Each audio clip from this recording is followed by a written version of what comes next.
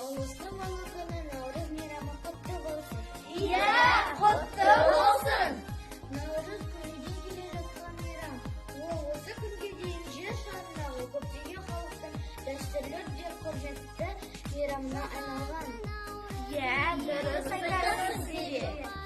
Наурыз үш түрлі мағына береді екен.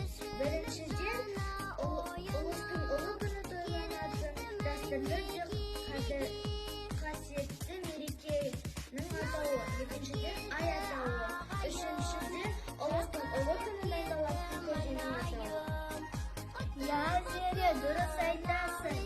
Наурыз күнде ұлттық тағам. Оған 7 түрлі тағам жасады. Наурыз көже денсаулыққа пайдалы.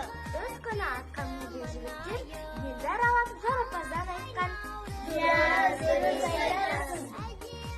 Егіліп келгенде жарапазаншылардың қолына адамдар құр қол жібермеген, қолдарына бауырсақ, құрт, ірімшік қосып жіберген.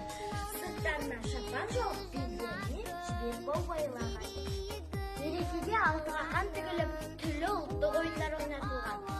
Көкпар, теңге ілу, арқан тартыс, асық ату, қыз қуу.